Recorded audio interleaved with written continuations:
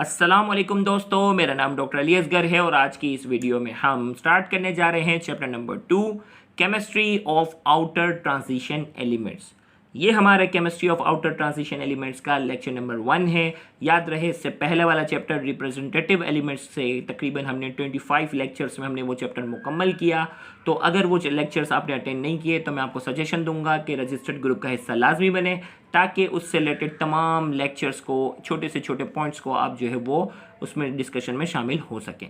तो आइए हम चैप्टर 2 की शुरुआत करते हैं, chemistry of outer transition elements. तो इस लेक्चर को शुरू करने से पहले एज यूजुअल आपसे रिक्वेस्ट करेंगे कि अगर आपने अब तक हमारे इस चैनल को सब्सक्राइब नहीं किया, जो कि सिंध बोर्ड टीचिंग के नाम से है, तो काइंडली आज ही आप हमारे इस चैनल को सब्सक्राइब करें और साथ ही साथ बेल आइकन को लाजमी क्लिक करें ताकि हमारी अपलोड करदा तमाम इंपॉर्टेंट वीडियोज़ की नोटिफिकेशन भी आपको रिसीव हो सके। तो आइए हम स्टार्ट करते हैं। इंट्रोडक्शन, आज का लेक्चर हमारा जो है वो introduction to chemistry of outer transition elements है। इस लेक्चर को तवज्जो से सुनना ताकि एंड में पूछे जाने वाले तमाम की पॉइंट्स के जवाब आप बिल्कुल सही से दे सकें। तो आइए सबसे पहले introduction. The element that possess partially occupied d orbitals either in their atomic state or any of their ionic state are commonly referred as outer transition element or d block elements। वो elements जिनके पास क्या हो, that possess partially occupied d orbital। d orbitals क्या हो, partially occupied हो, यानी d orbitals में कुछ इलेक्ट्रॉन हो और कुछ d orbitals क्या हो, खाली हो। Either in their atomic state, चाहे वो अपनी एटॉमिक स्टेट वाली हालत में हो, और any of their ionic state, या वो अपनी कोई आयन वाली स्टेट में हो, आयनिक फॉर्म में हो, पॉजिटिव आयन हो, नेगेटिव आयन हो, अपनी आयनिक स्टेट के अंदर हो, are commonly referred as outer transition element. इन्हें हम आउटर ट्रांजिशन एलिमेंट्स कहते हैं, या उन्हें हम कहते हैं डी ब्लॉक एलिमेंट्स। क्या कहते हैं इसे हम? इन्हें हम डी ब्लॉक एलिमेंट्स कहते हैं, या हम उन्हें कहते हैं आउटर ट्रांजिशन एलिमेंट्स। तो अगर आपसे पूछा जाए भाई आउटर ट्रांजिशन एलिमेंट्स की डेफिनेशन क्या है, तो आपका आंसर यही होगा, वो एलिमेंट्स जिनके अब जो है वो डी ब्लॉक एलिमेंट्स जो होगा वो पार्शियली ऑक्यूपाइड होगा। डी ऑर्बिटल्स के अंदर इलेक्ट्रॉन्स जो होंगे, या तो इलेक्ट्रॉन्स जो होंगे वो एटॉमिक स्टेट वाली हालत में होंगे या आयनिक स्टेट में होंगे, लेकिन डी ऑर्बिटल्स जो होंगे वो पार्शियल ऑक्यूपाइड होते हैं, उन्हें आउटर ट्रांजिशन एलिमेंट्स कहते हैं, या उन्हें हम डी ब्लॉक सिंपली एलिमेंट्स कहते हैं। ब्लॉक निकालना तो हम बाकायदा चैप्टर 1 में सीख चुके हैं। These elements are position in the middle section of the periodic table. अगर पीरियोडिक टेबल निकाल के देखें तो ये डी ब्लॉक जो है हमारे पास जो है वो मिडल में पाया जाता है। अगर टेक्स्ट बुक के टाइटल की अगर मैं बात करूँ, देखो ये टाइटल बना हुआ है ना। अब देखो, अगर आपको याद हो, ये एस ब्लॉक थे, ये दोनों, ये तमाम के तमाम क्या हैं, पी ब्लॉक हैं। बिल्कुल बीच में देखो तो ये डी ब्लॉक है। कितने हैं ये जो है वो बिल्कुल बीच में, अगर आप देखें तो ये क्या है, ये पूरा का पूरा जो है वो क्या है, डी ब्लॉक है। और नीचे जो है वो एफ ब्लॉक है, और हमारी न्यू बुक में एफ ब्लॉक की कोई खास डिटेल मौजूद नहीं है। हमारा जो मेन फोकस होगा वो डी ब्लॉक पे होगा। तो ये हमारे पीरियोडिक टेबल में कहाँ पाए जाते हैं, हमारे पीरियोडिक टेबल में ये पाए जाते हैं बिल्कुल मिड में। तो हमने कहा these elements are position in the middle section of the periodic table. Periodic table के ये मिडल सेक्शन में पाए जाते हैं। They are recognized for their intermediate characteristics between S and P block elements। इनकी अगर प्रॉपर्टीज़ को भी अगर थोड़ा सा देखा जाए तो इनकी प्रॉपर्टीज़ से भी हमें मालूम होता है कि इनकी प्रॉपर्टी जो है वो S और P ब्लॉक के इंटरमीडिएट है। यानी अगर पीरियोडिक टेबल में देखो, पीरियोडिक टेबल बनाने वाले ने भी देखो क्या लॉजिक रखी, बेहतरीन। ये S है, ये P है, D को बीच में रखा। D को बीच में इसलिए रखा हुआ है कि प्रॉपर्टीज़ के लिहाज से भी इनकी कुछ खुसूसियत S और P के दरमियान में ही आती हैं।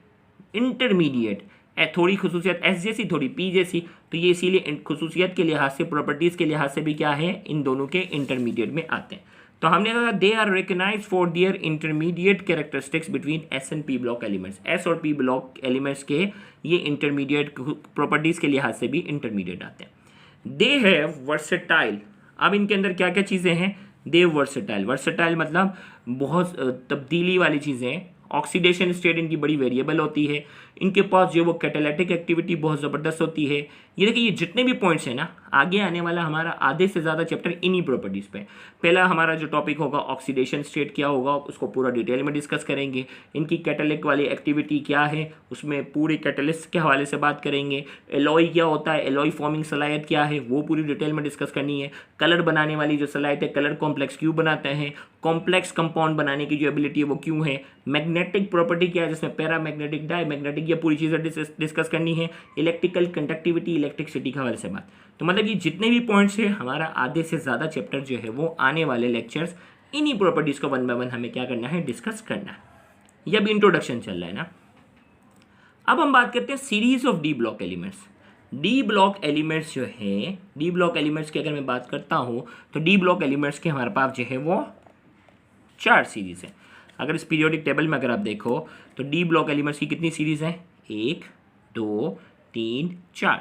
फोर्थ पीरियड में ये आता है, फिफ्थ से ये सीरीज है, 6 पीरियड और 7 में। तो हमने यहाँ लिखा there are total 4 series of d block elements found in the fourth, fifth, 6 and 7 period. Fourth से शुरू हो जाती है, फिफ्थ, 6 और 7 पीरियड तक इसकी 4 सीरीज है। पहली सीरीज को हम नाम देते हैं 3D सीरीज, क्योंकि इसके लास्ट में जो है वो क्या आता है, इलेक्ट्रॉनिक कॉन्फ़िगरेशन लिखते हैं ना, तो सबसे लास्ट में क्या आता है, 3D। दूसरी सीरीज आती है उसे 4D सीरीज कहते हैं, क्योंकि इनके एलिमेंट्स जितने भी हैं सबके लास्ट में 4D आता है। 5D सीरीज इनके लास्ट में 5D आता है और इनके लास्ट में जो है वो 6D आता है। तो इसीलिए हमने इन सीरीज का नाम रख दिया 3D series, 4D series, 5D series और 6D सीरीज। अब इन तमाम सीरीज के अंदर जो एलिमेंट्स की तादाद जो है वो कितनी है, 10-10। अगर यहाँ इस डायग्राम में देखें, इन तमाम सीरीज के अंदर एलिमेंट्स की तादाद 1 2 3 4 5 6 7 8 9 10। तमाम के अंदर जो है वो क्या आ रही है, नॉर्मली जो है यहाँ लेंथिनाइट और एक्टिनाइट सीरीज़ के अलावा अगर देखा जाए तो इनके अंदर जो है वो आपके पास जो है वो 10 एलिमेंट्स आ रहे होते हैं। और याद रखिएगा इसमें हमारे पास जो मेन हमारा जो पूरा चैप्टर चलेगा ना वो सिर्फ इसी पे चलेगा, 3D सीरीज़ पे चलेगा। ये सिर्फ नाम की हद तक है। 4D series, 5D series, 6D series, इनको ज़्यादा डिटेल में डिस्कस नहीं किया। हमारा पूरा चैप्टर जो होगा वो 3D सीरीज़ पे ही चल रहा है। तो इस लिहाजा इन तीनों सीरीज़ के सिर्फ नाम में पता होना चाहिए कि हाँ भाई ये 4 सीरीज़ हैं, लेकिन डिटेल की अगर हम बात करेंगे तो 3D सीरीज़ पे ही हमारा पूरा चैप्टर चल रहा है। तो यहाँ हमने कहा this 10 element series is located in the fourth period. 3D series जो वो फोर्थ पीरियड में है।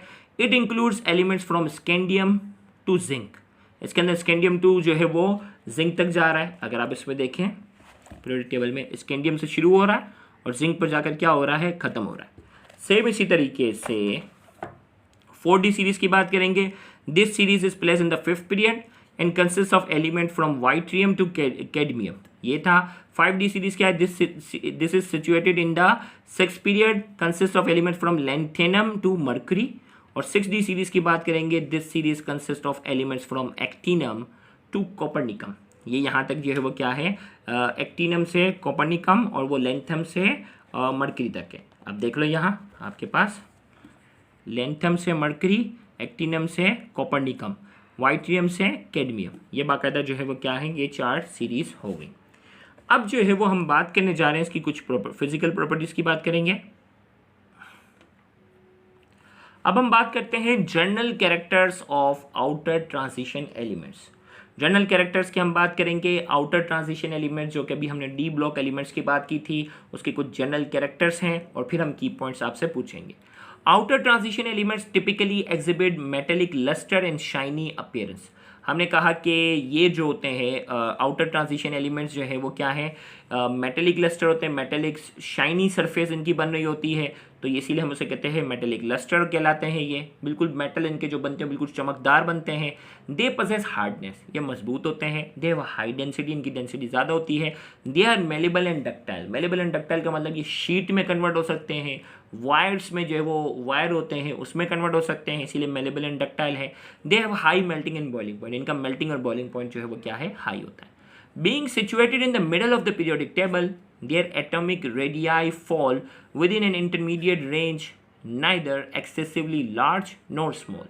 हमने कहा ये पीरियोडिक टेबल के मिडल में थे, अभी मैंने आपको बताया था। Their atomic radii fall within an intermediate range. इनकी जो atomic radii है ये intermediate range है, neither excessively large nor small. अब देखो ये क्या लॉजिक है, मैं आपको समझाता हूँ। ये पीरियोडिक टेबल है ना, पीरियोडिक टेबल में जब हम ग्रुप ट्रेंड की बात करते हैं ना, तो यहाँ से हम शुरू करते हैं। तो किसी भी पीरियड में जो एटॉमिक रेडियाई होती है वो along the period, atomic radii जो होती है वो अलोंग द पीरियड जो है वो छोटी होती रहती है। यहाँ से अगर हम शुरू करेंगे तो इस पीरियड का जो यहाँ वाला एटॉमिक नंबर होगा, एटम होगा, वो एटॉमिक रेडियाई के लिहाज से सबसे लार्ज होता है और यहाँ वाला जो होता है वो सबसे छोटा होता है, स्मॉल होता है। तो ये किस में आ गए, इंटरमीडिएट आ गए। लार्ज वाले यहाँ है, स्मॉल वाले यहाँ है, तो ये क्या हो गए, इंटरमीडिएट हो गए। एटॉमिक रेडियाई के लिहाज से क्या हो गए, ये इंटरमीडिएट आ गए। ना इनकी एटॉमिक रेडियाइस जो है वो बहुत ज़्यादा होती है, ना इनकी एटॉमिक रेडियस जो होती है वो बहुत छोटी होती है। तो यहाँ हमने कहा being situated in the middle of the periodic table, क्योंकि भाई पीरियोडिक टेबल के जो है वो एक्सट्रीम राइट पर जो है वो सबसे बड़ी जो है वो एक्सट्रीम लेफ्ट पर जो है वो सबसे लार्जेस्ट एटॉमिक रेडियस वाले एलिमेंट मौजूद हैं, और एक्सट्रीम जो है वो राइट पर जो है वो सबसे स्मॉलेस्ट वाला है, तो ये तो मिडल में है। Being situated in the middle of the periodic table their atomic radii fall with in an intermediate range, intermediate range में आ जाती है, ना बहुत ज़्यादा लार्ज ना बहुत ज़्यादा छोटी। ओके भाई, अब हम बात करते हैं इस लेक्चर के हवाले से कुछ की पॉइंट्स ऑफ लेक्चर 1। अगर आपने तवज्जो के साथ सुना होगा तो आप बता देंगे। Outer transition elements are also known as, outer transition elements को हम क्या कहते हैं वो बताना है। Characteristics of outer transition elements is intermediate between dash and dash elements, outer transition elements की जो प्रॉपर्टीज़ हैं, कैरेक्टरिस्टिक्स हैं, वो कौन से एलिमेंट्स के जो है वो इंटरमीडिएट हैं, आपने वो बताना है। There are dash series of d block elements, d block elements की कितनी सीरीज है वो बतानी है।